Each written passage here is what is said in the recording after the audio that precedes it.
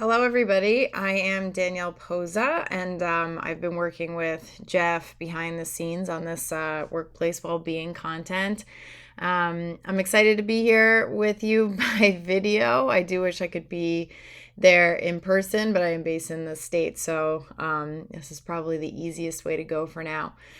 So I know Jeff just spent some time walking you through the framework, and the framework really highlights the components, all of the various components that are at play when it comes to what's impacting the well-being and the lives of your employees. So now I'm going to spend about 10 minutes or so just, walking through how do you, take all that information and start to put this to work within your organization. How do you really start to craft a well-being strategy? So there are really five major phases to rolling out, a strategy. And before I dive into this, I will just preface this by saying that this is really meant to be a strategy that is rolled out over the course of 3 to 5 years at least. When you're truly committed to improving the well-being of your employees, it's really a lifelong commitment. It's really something that will always be happening in the background for as long as your organization is in existence. But I say that because as we go through this isn't something that you'd be expected to implement this year or even the next 2 years. But definitely, you'll be able to kind of get the ball rolling and get started. But I don't want it to feel overwhelming and have you think that you have to be doing all of this within the next year or so. So the first phase to this is build.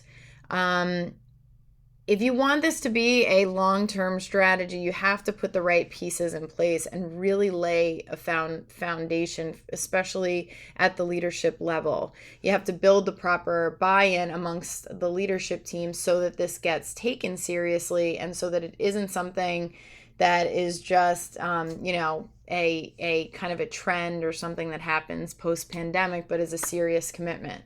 So to create that proper buy-in, to build, build kind of the or lay the foundation for this, you have to first start with a really good business case for well-being. And this should involve some of the economics around why well-being is so important, but the business case should really be customized to your organization. You want to take the time to build that case and show some of the pain points the organization is experiencing. Really build that case that's going to make sense to your leadership team and make this compelling. Another piece of the build phase is to make sure you have a sufficient team in place. Make sure that you have somebody who's accountable for well-being in your organization and accountable for culture in general. And then having a network of well-being champions. This can actually be employees across the organization. There are always employees who are passionate about well-being, and there might be employees who are passionate about a specific piece of well-being. Some might be passionate about financial well-being. Some might be more passionate about the physical health. Some more on the mental health. But find who those people are because they get excited to participate and to kind of drive this change within your organization. And obviously that means, not having to hire people externally, which I do think you also need to hire people, for roles in particular, but you also want to harness the potential of that talent that already exists. And then last but not least, actually taking the time to build the overall strategy, whether it's some kind of summary of what I'm about to go through here, but really, getting the leadership team aligned on the fact that this is a strategy that is here to stay. This is something that you're committing to over the long haul and showing what that looks like. The second phase is to educate the organization around the core concepts of well-being. A lot of companies make the mistake and they make the mistake of skipping this piece.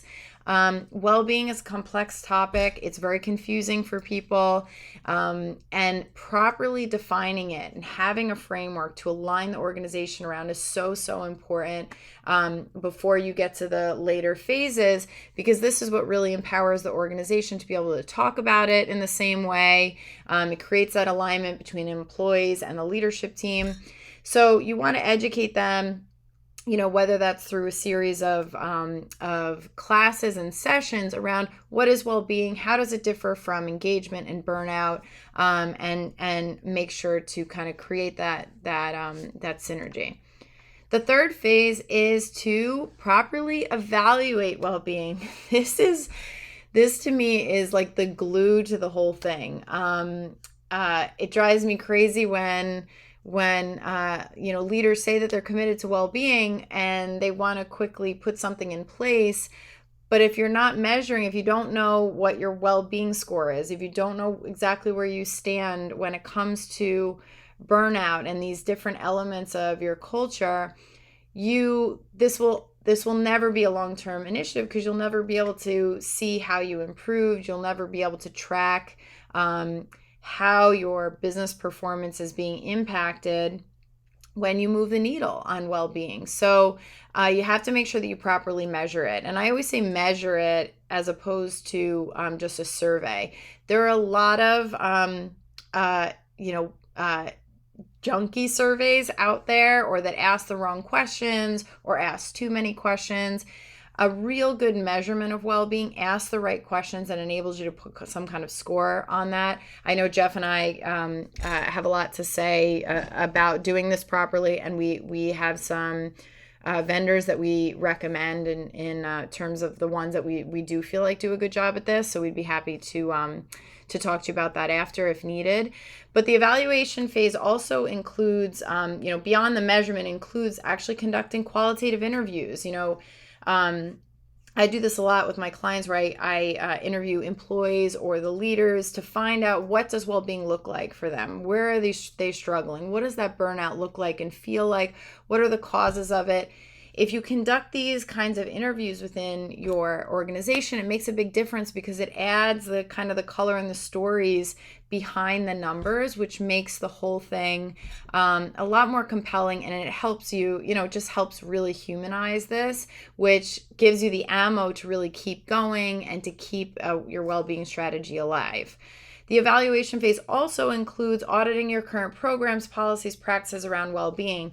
You can look at what you currently offer. What resources do you already provide, whether that's in, financial or physical, or what initiatives and programs do you have, perks, in place right now, that then you can align against a framework to get a sense of where you might need to add more resources and programming, and where maybe you're already doing a good job.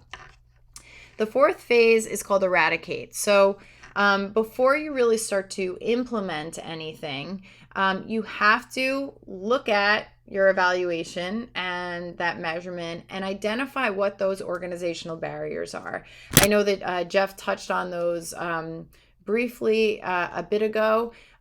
If you have those elements of toxic culture, meaning if you have, employees who are working extremely long hours, or that feel that they're being micromanaged, or they're being treated unfairly, or they feel that leadership doesn't really value their well-being, you have to address those first. You have to eradicate those barriers before you move on, because otherwise anything that you do implement will kind of fall on deaf ears, because employees will just kind of feel like it's not a genuine, it isn't a genuine attempt to help them if those core issues and those toxic elements aren't removed first. And then last but not least is the empowerment phase. So this is really about properly developing your leaders, making sure you're really investing in conscious leadership development, training your managers.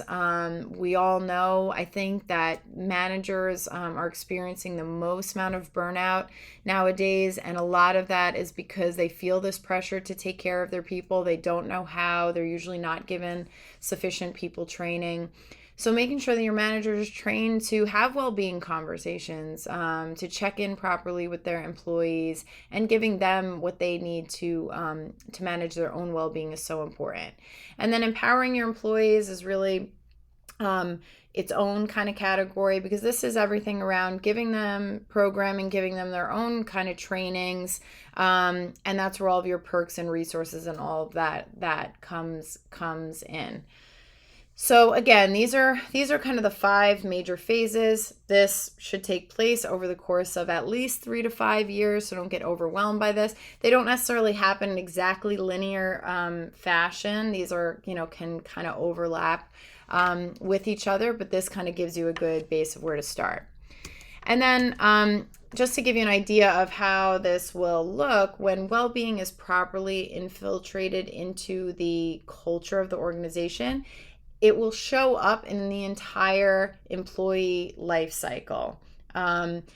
Well-being will show up in your core ideology. What does your mission statement sound like? What are your core values? Is well-being a part of those core values? In your job description, are you attracting employees by sharing, what you're doing to improve well-being in the organization, and do some of your policies and perks line up with that.